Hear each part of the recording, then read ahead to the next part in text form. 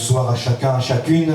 Content d'être avec vous, content de partager ces instants, ces moments où on parle d'évangélisation. Et nous le savons, l'évangile, c'est la bonne nouvelle. Qui n'aime pas entendre de bonnes nouvelles? On aime entendre des bonnes nouvelles. On aime moins entendre de mauvaises nouvelles. Et c'est bon pour nous d'ouvrir la Bible, parce que la Bible nous donne cette bonne nouvelle qui vient du ciel. La Bible nous le dit, le royaume de Dieu s'est approché de nous. En la personne de Jésus, le royaume de Dieu s'est approché de nous, et avec ce royaume, toutes les bénédictions qui en découlent. Et ce royaume, cette porte du royaume nous a été ouverte par le sacrifice de Jésus à la croix, par son sang précieux. Et il n'y a pas d'autre moyen pour entrer au ciel, si ce n'est d'accepter Jésus, si ce n'est encore d'accepter cette bonne nouvelle. Et comme le frère le disait dans son témoignage, il y a tellement de personnes encore qui cherchent la vérité, il y a tellement de personnes encore qui souffrent dans ce monde, il y a tellement encore dans et certainement dans ce quartier, là où vous êtes, là où nous prêchons ce soir, là où nous avons notre réunion, et dans cette belle commune de Saint-Leu, il y a encore tellement d'âmes à sauver, à amener à Jésus. Et je le crois, c'est le rôle de l'Église, c'est le rôle de chacun d'entre nous, que beaucoup de personnes, en tout cas dans notre entourage, puissent entendre parler de ce Jésus qui sauve, de ce Jésus qui guérit, de ce Jésus qui délivre, de ce Jésus qui baptise du Saint-Esprit, et de ce Jésus qui revient bientôt, parce que c'est aussi notre espérance. Alléluia. Merci au pasteur Cyril pour son invitation. Mais c'est toujours une joie aussi de pouvoir apporter cette bonne parole de l'Évangile, de parler de Jésus, de parler de qui est Jésus et de ce que Jésus fait. Amen. Amen. Parce que encore aujourd'hui, Jésus agit. Nous l'avons entendu dans le témoignage de notre frère, et je le crois encore aujourd'hui dans mon cœur, que qu'importe ce que vous pouvez traverser, qu'importe ce que vous vivez, et même peut-être ceux qui sont là pour les premières fois, ou ceux qui peut-être pensent à un enfant, qui peut-être n'a pas encore donné sa vie au Seigneur, peut-être un mari, une épouse inconvertie, je peux le dire, Jésus sauve encore aujourd'hui. Jésus agit, Jésus guérit, Jésus fait encore des miracles, et c'est notre Dieu qui est vivant.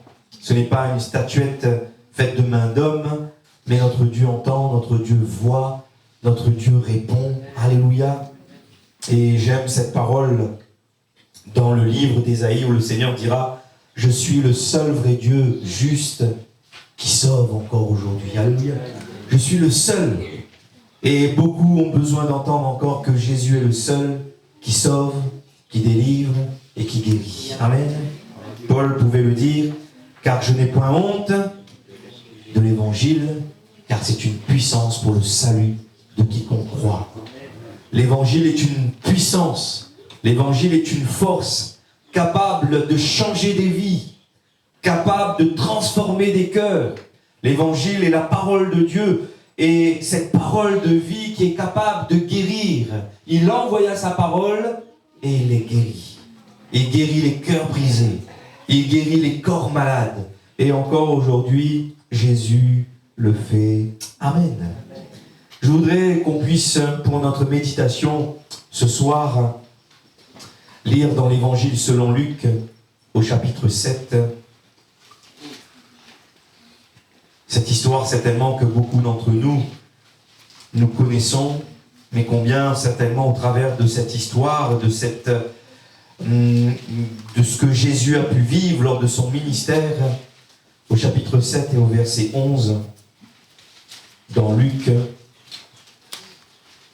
voilà ce qui est écrit. Le jour suivant, Jésus alla dans une ville appelée Naïn.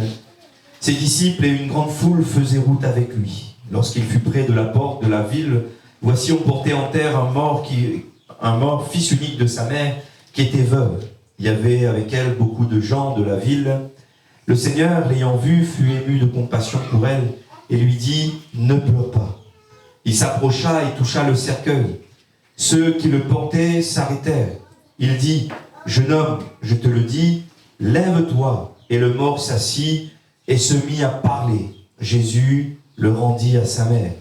Tous furent saisis de crainte et ils glorifiaient Dieu en disant, un grand prophète a paru parmi nous et Dieu a visité son peuple. Cette parole sur Jésus se répandit dans toute la Judée et dans tout le pays d'alentour. Amen.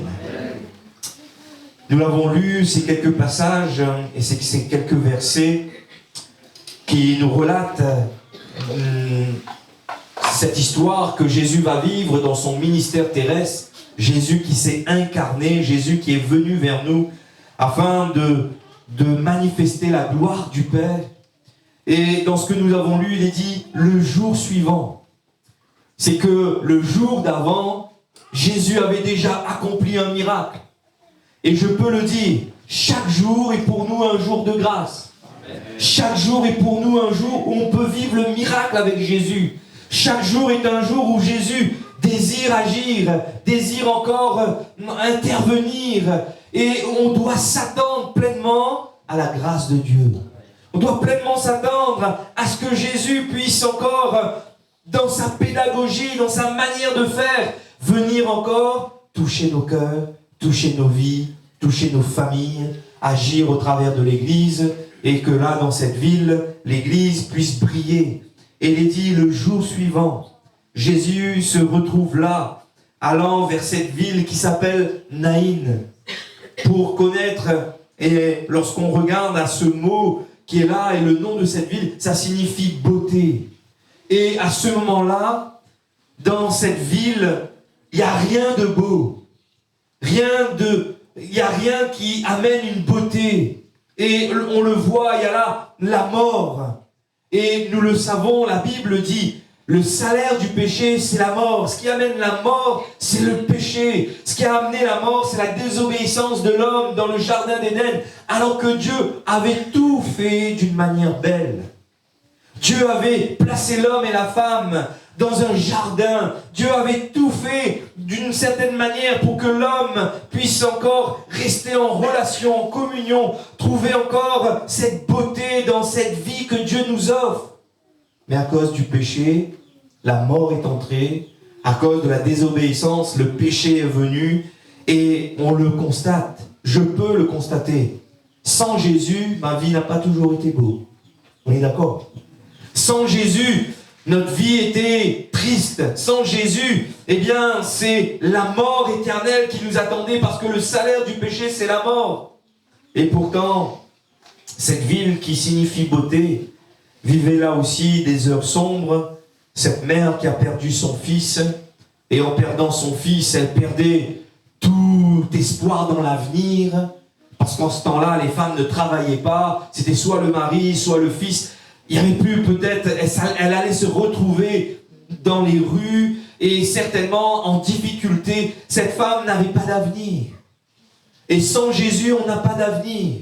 Sans Jésus, eh bien, nous sommes là, donc, dans des situations bien compliquées. Mais ce soir, je voudrais vous parler du Dieu qui peut tout changer.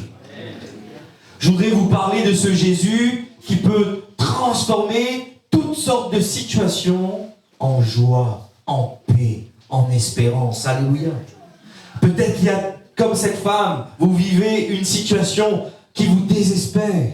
Comme cette femme, vous pensez que, eh bien, personne ne peut rien pour moi. Eh bien, je peux vous dire, heureusement qu'il y a une rencontre qui se fait. Et cette rencontre est la plus belle des rencontres. Et comme le frère l'a dit dans son témoignage, la plus belle des rencontres qu'on peut faire, c'est avec Jésus. Amen. La plus belle des rencontres qu'on peut faire, c'est lorsque nous entendons la bonne parole de l'Évangile. Jésus est celui qui peut changer nos pleurs en joie. Jésus est celui qui amène le changement et la transformation. Et j'aime cette parole d'Acte 26 où Paul relate comment le Seigneur l'a appelé et comment le Seigneur voulait l'utiliser. Et il va le dire et il va rappeler ces paroles du Seigneur en disant « Je t'ai choisi du milieu de ce peuple et du milieu des païens vers qui je t'envoie afin que tu leur ouvres les yeux. » Et écoutez ce que le Seigneur veut faire pour ceux qui sont encore dans les ténèbres. Il est dit pour qu'ils passent des ténèbres à la lumière de la puissance de Satan à Dieu, pour qu'il reçoive par la foi en moi le pardon des péchés et l'héritage avec les sanctifiés. Amen. Amen. Quel beau programme, quelle belle vérité de voir un Dieu qui ne veut pas que nous restions dans nos ténèbres, dans nos pleurs, dans nos difficultés, mais qui veut nous apporter la lumière. Et Jésus le dira, je suis la lumière du monde.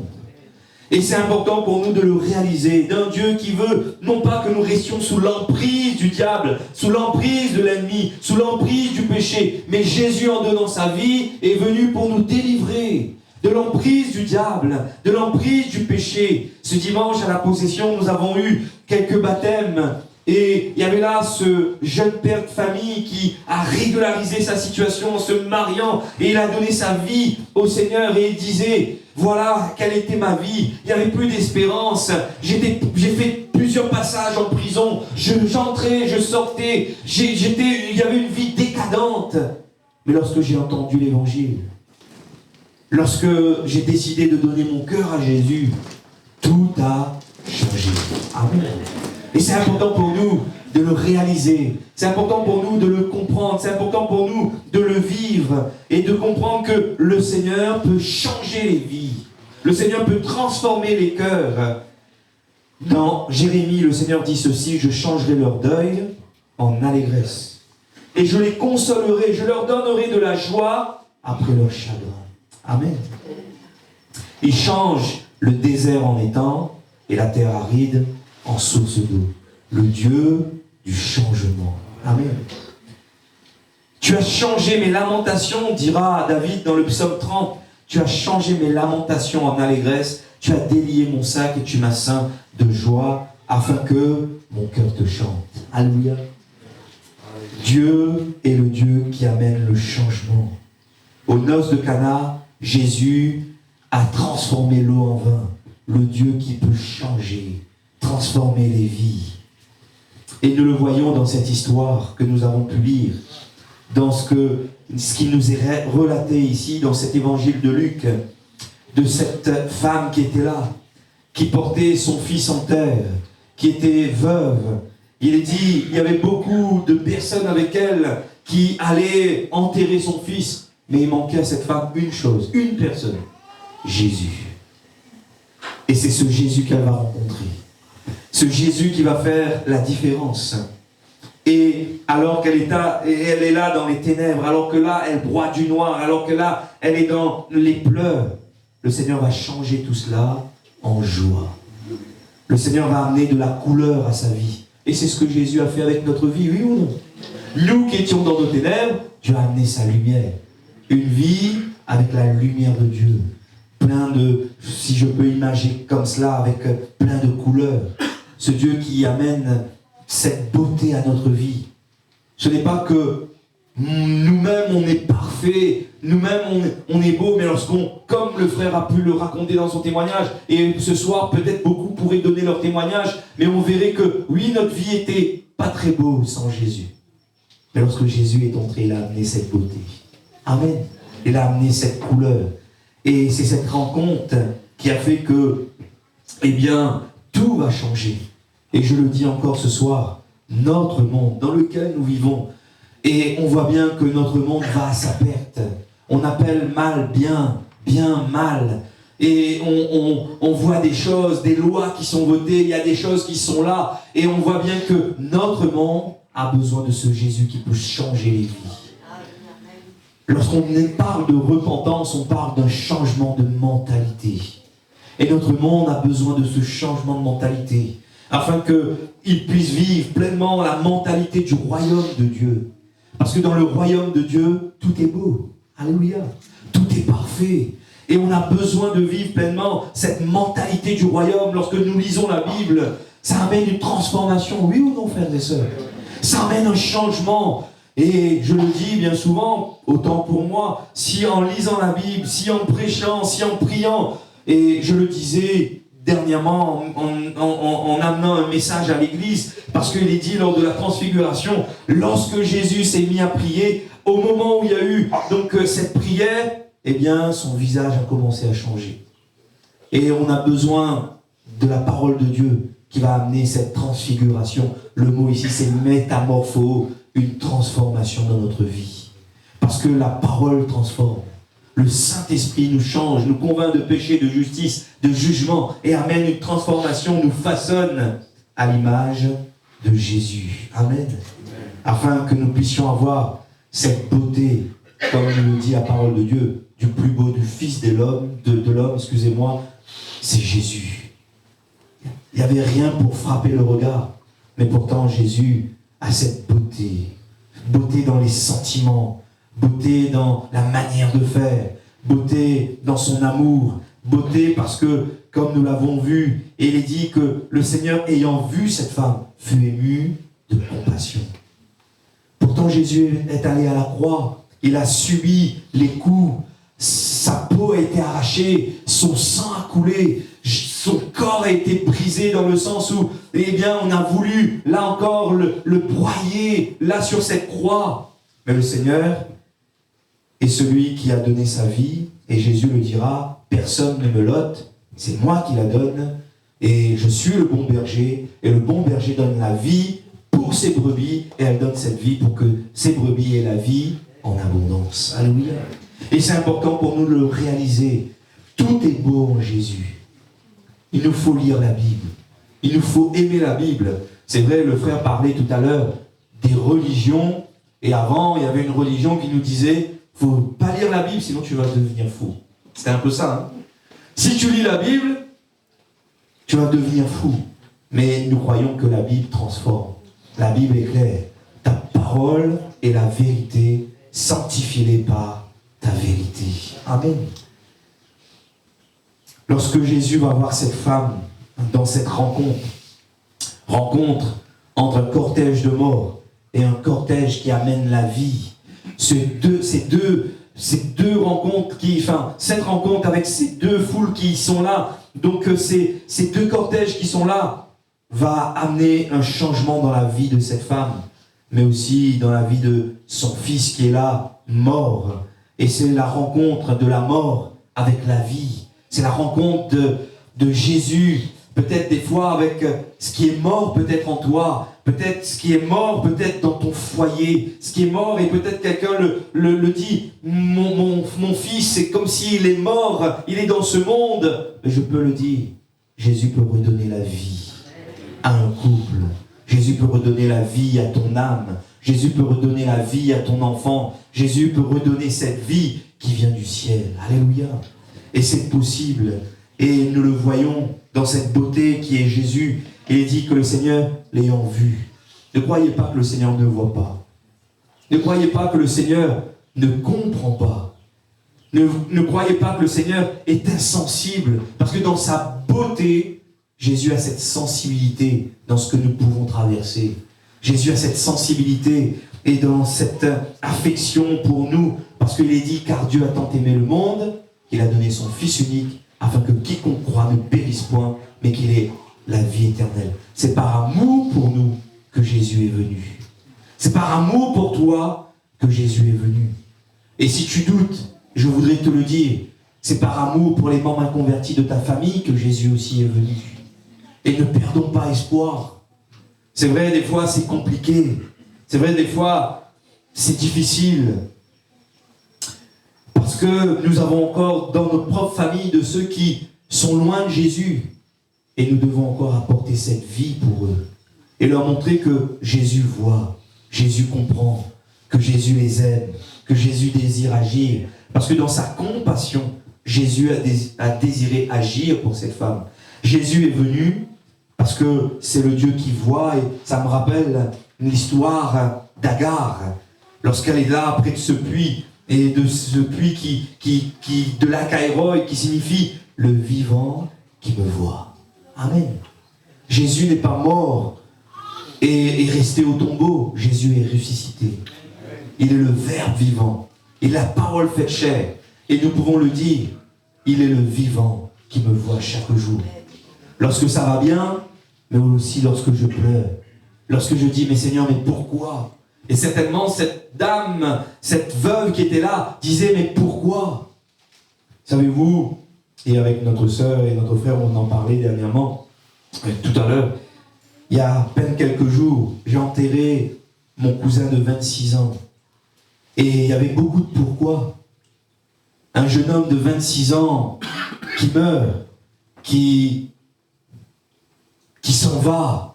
Il y avait beaucoup de pourquoi de la part de la maman qui venait à l'église. Après, c'est vrai, il y avait les autres membres qui ne venaient pas à l'église. Et des fois, on se dit, mais Seigneur, mais pourquoi? Et étant aussi membre de la famille, étant aussi pasteur, je leur ai dit, il y aura des choses qu'on ne pourra pas répondre. Il y a des questions auxquelles on ne pourra pas répondre. Mais je peux simplement dire, c'est que Dieu est au contrôle. C'est que Dieu peut agir. Et que nous devons faire simplement confiance au Seigneur. Parce que le Seigneur voit tout. Le Seigneur connaît toutes choses. Il est dit que Jésus va voir cette femme. Jésus va être ému. Jésus va donner à cette femme une parole de consolation. Et combien, lorsqu'on passe par le deuil, on a besoin de consoler. On a besoin d'une parole de consolation. Des fois, on n'a pas de parole à donner. Des fois, on vient, on touche peut-être juste l'épaule, on prend dans les bras, et on pleure avec, et on n'a pas de parole, on n'a pas de mots peut-être. Mais Jésus va dire à cette femme, ne pleure pas. Je ne sais pas pour vous, moi-même, je n'ai pas pu dire ça à ma tati, ne pleure pas. Parce que des fois, on dit, mais il vaut mieux que tu pleures, il vaut mieux que ça sorte. C'est un peu ça, hein. Mais Jésus, lui, va arriver devant cette femme en disant, ne pleure pas. Parce que Jésus savait déjà comment il allait agir. Jésus savait comment il allait faire. Et la parole de Jésus console. Mais la parole de Jésus amène aussi la vie. La parole de Jésus amène la paix. La parole de Jésus est là et amène la joie. Il y a là cette parole qui est la parole vivante. Et Isaïe le dira, le Seigneur le dira. Eh bien, ma parole ne reviendra pas à moi sans avoir accompli son plan, son dessein dans les vies. Parce que comme la pluie, comme la neige qui arrose, qui fertilise la terre, ainsi en est-il de ma parole. Elle ne revient pas à moi sans avoir accompli ce que j'ai promis, ce que j'ai désiré. Alléluia. Le Seigneur voit, le Seigneur connaît, le Seigneur est ému de compassion, n'étant pas insensible. Et ça me rappelle aussi le peuple d'Israël qui était là sous le poids du roi d'Égypte, de Pharaon. Eh bien, ils étaient là sous les travaux pénibles. Il est dit, et que le Seigneur va dire à Moïse, j'ai entendu et j'ai vu. Et je voudrais dire à quelqu'un, Dieu entend et Dieu voit. Peut-être que toi tu te dis, peut-être dans ta chambre ou chez toi, oui mais le pasteur ne voit pas, les frères et sœurs ne voient pas, les membres de ma famille ne voient pas combien je souffre. Je veux te dire, Dieu lui voit. Dieu lui entend. Et même la voix de nos larmes, nous dit la Bible, le Seigneur entend. Le Seigneur connaît. Et nous le voyons lorsque Dieu voit, lorsque Dieu entend, il ne reste pas sans action. Parce que Dieu désire agir. Amen. Lorsque nous sommes là peut-être avec nos problèmes, il est dit que Jésus va s'approcher. Amen. Le Seigneur s'est approché de nous. Quelle grâce, frères et sœurs, amis qui êtes là. Jésus s'est approché de nous. Dans notre misère, dans notre vie de misère, dans notre vie qui était là en pleine décadence, eh bien, le Seigneur s'est approché. Il est parlé. Et j'ai pris ce témoignage dans une revue Pentecôte d'une personne qui s'appelle Anouchka. Et cette personne, elle le dit ainsi, et c'est le titre de son témoignage. Il est dit, Dieu m'a délivré, il m'a ramené de la mort à la vie. Et cette personne disait, voilà quelle était ma vie. Je vivais dans le péché. Eh bien, ma vie, c'était les boîtes de nuit. Ma vie, c'était l'alcool. Et même, à un moment donné, ce qui a fait le déclic pour elle, c'est qu'à un moment donné, elle s'est retrouvée un matin, alors que la personne qui nettoyait la boîte de nuit avait ouvert, elle était là dans la boîte de nuit, elle s'était endormie dans cette boîte. Et ça a fait un déclic en disant qu'elle ne pouvait plus vivre une vie comme cela. Et comme elle avait connu l'évangile, comme on lui avait parlé de Jésus, elle s'est rapprochée d'une église et elle a commencé à venir. Et au moment où il y a eu l'appel, lorsqu'il y a eu la parole de l'évangile, elle a voulu donner son cœur au Seigneur en disant, Seigneur, si tu me délivres, si vraiment tu changes ma vie, je te donne mon cœur. Et le Seigneur a agi. Elle a été délivrée de l'alcool, de la drogue, de cette vie de débauche. Elle a donné son cœur au Seigneur. Et aujourd'hui, elle marche avec Jésus. Parce que Jésus voit, Jésus entend nos prières. Jésus voit la situation dans laquelle nous pouvons nous trouver. Et le Seigneur vient, il agit, il délivre, il change et il transforme. Alléluia. Il est dit, Jésus s'approcha. Jésus va toucher le cercueil. On voit que le Seigneur, dans sa manière de faire, il le fait avec amour. Il le fait avec tendresse. Alors que celui qui touchait un mort était considéré comme impur. Et c'est l'image d'un Jésus qui vient, qui s'identifie à nous, à notre péché, à la mort qui lui était destinée pour nous. Et ce Jésus, il s'est fait malédiction pour nous. Ce Jésus qui, étant pur, étant sans péché, il a pris sur lui nos péchés. Dans la loi juive, c'était ainsi. Quelqu'un qui touchait un mort était considéré comme impur. Mais Jésus ne s'est pas laissé arrêter dans ce sens où on aurait pu dire, mais maintenant tu es impur. Non, c'est aussi l'image de la croix, où Jésus a pris toutes nos impuretés. Où Jésus s'est identifié. Et c'est l'image aussi de ce sacrifice où on voit Jésus toucher cet homme qui est là, mais on voit, lorsque le sacrificateur devait faire le sacrifice, eh bien, le sacrificateur mettait sa main sur la tête de l'agneau pour s'identifier. Et Jésus est celui qui s'identifie. Et on doit s'identifier à Jésus. Et Jésus s'est identifié quelque part en touchant, en venant, et en ne regardant pas à ce qu'on pouvait dire de lui par rapport à cette impureté, par rapport à la loi juive qui était là. Jésus s'est identifié, il s'est abaissé, il est venu. Amen. Il a pris sur lui toutes les impuretés de ce monde, tous mes péchés. Et comme dit la Bible, il prend nos péchés et les jette à la mer. Et comme disait un pasteur, lorsque nos péchés sont dans la mer, c'est péché interdit, il ne faut plus revenir y pécher. Et même si le diable des fois nous dit, tu crois que vraiment tu es pardonné? Tu crois que vraiment le Seigneur a agi? On le confesse, oui, Jésus pardonne encore aujourd'hui. Oui, Jésus s'identifie à nous, il a pris sur nous, sur lui, nos péchés, il a pris sur lui nos fautes. Et aujourd'hui, la mort n'est plus pour nous, parce que en acceptant Jésus, ce n'est plus la mort qui est pour nous, c'est la vie. C'est la vie éternelle. Je suis la résurrection et la vie, dira Jésus. Et il dira, Ama, si tu crois, tu verras la gloire de Dieu.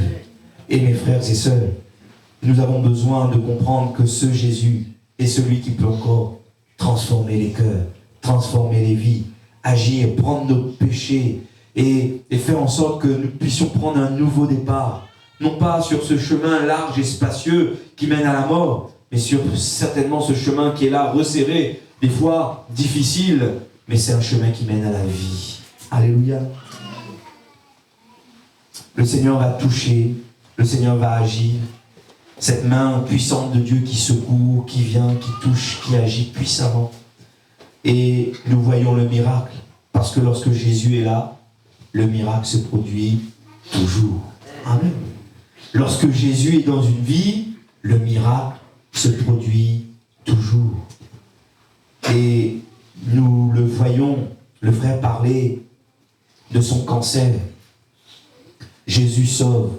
Jésus est celui qui guérit aussi les cœurs brisés, l'âme blessée. Mais Jésus guérit les corps malades. Le frère parlait de son cancer. Et nous voyons ce jeune homme qui va revenir à la vie. Et j'aime cette parole de l'évangile. Et dans ce que nous avons lu, il est dit, Jésus le rendit à sa mère. Le diable, c'est un voleur. Le diable, il vient pour détruire, pour voler. Et des fois, il vient détruire les foyers, il vient détruire les familles, il vient détruire les couples, il vient détruire les santé qui sont là. Le diable, il vient pour détruire, pour voler. Mais combien il est bon pour nous, lorsque nous sommes auprès de Jésus, de voir le miracle. Jésus est celui qui rend. Peut-être quelqu'un a perdu quelque chose ce soir. Tu as perdu ta paix, tu as perdu ta joie, tu as perdu cette espérance, tu as perdu peut-être tu le dis, comme le frère le disait, j'étais malade, il y avait ce cancer, et tu as perdu ta santé. Mais Jésus peut te rendre ta santé. Jésus peut te rendre ce que le diable a voulu te voler. Jésus peut le faire. Et ça me fait penser aussi au témoignage de ma sœur, ma dernière sœur. Alors qu'elle a eu son fils, et juste après son fils, on lui détecte un cancer au niveau de l'utérus. Et pendant plusieurs années, et avec l'église, avec les pasteurs, il m'arrivait aussi d'en parler et de demander de prier. Elle a fait de la chimio, elle a fait la radiothérapie, et à un moment donné même, il fallait passer par certaines opérations. Mais le Seigneur a su garder. Et alors que la médecine disait qu'elle ne pouvait plus avoir d'enfants, dernièrement, elle nous a donné cette bonne nouvelle.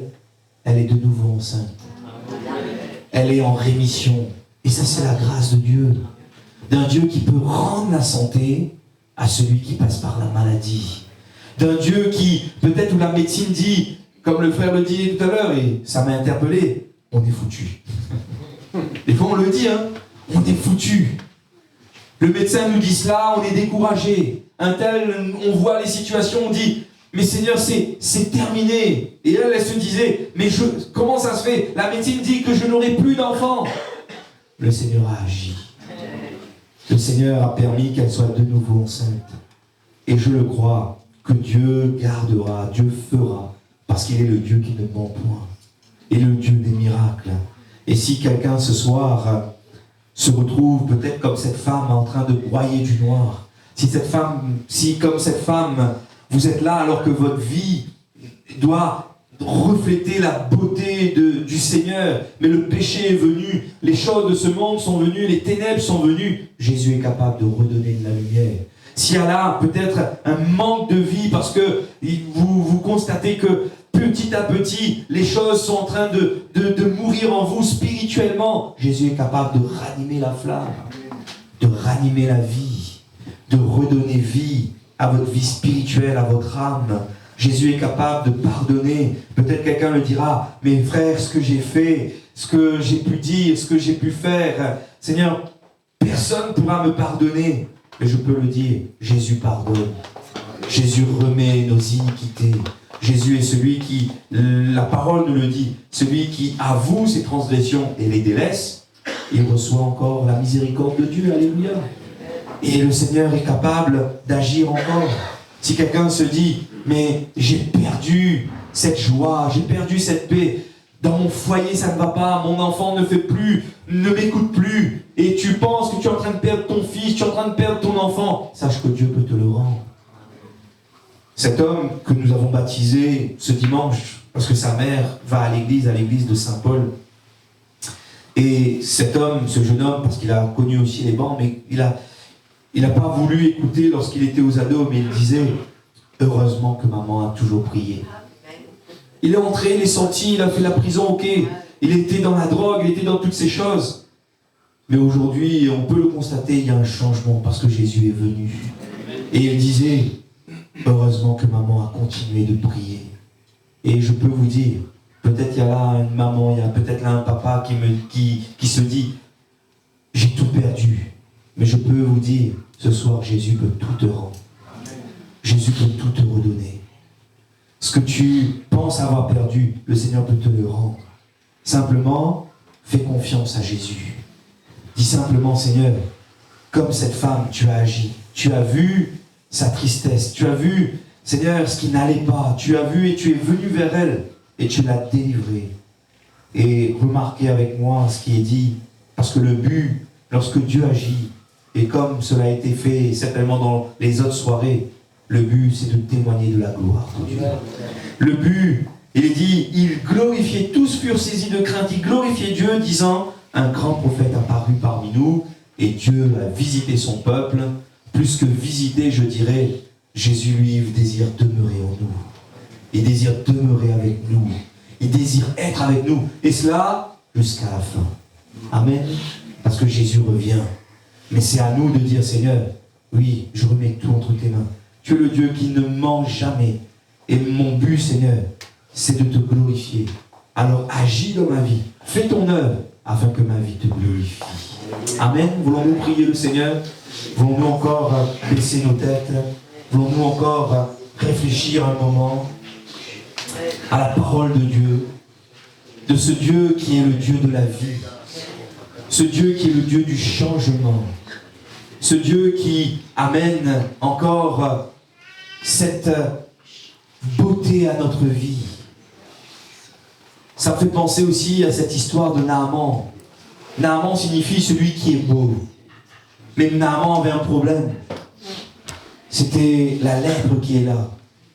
Et des fois, il y a le péché peut-être qui tache notre vie. Il y a peut-être les ténèbres qui sont là, qui fait que notre vie n'est pas aussi beau que ça. Mais je peux le dire à quelqu'un ce soir. Celui qui peut ramener cette beauté et cette lueur, cette lumière dans notre vie, c'est Jésus. Et ce soir, peut-être que quelqu'un a besoin de l'entendre à nouveau. Parce qu'en ce moment, tu broies du noir. En ce moment, dans tes pensées, tu rumines que des choses négatives. Simplement fais confiance à Jésus. Ce Jésus qui peut te redonner la vie.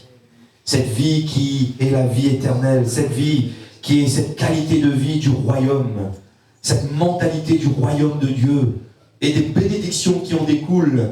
Parce que déjà, nous sommes ambassadeurs du royaume. Et le Seigneur désire encore que nous puissions pleinement bénéficier des bénédictions de son royaume. Un Dieu qui guérit. Un Dieu qui change. Un Dieu qui bénit. Un Dieu qui rend ce que le diable a pu te voler. Parce que le diable veut détruire. Mais Dieu est celui qui reconstruit. Même sur d'anciennes ruines, il est capable de rebâtir. Et ça, c'est notre Dieu. Qui redonne la vie à ce qui est mort. Qui redonne de la joie là où il n'y a plus de joie. Et je voudrais, avant de prier pour les malades, je voudrais qu'on puisse prier.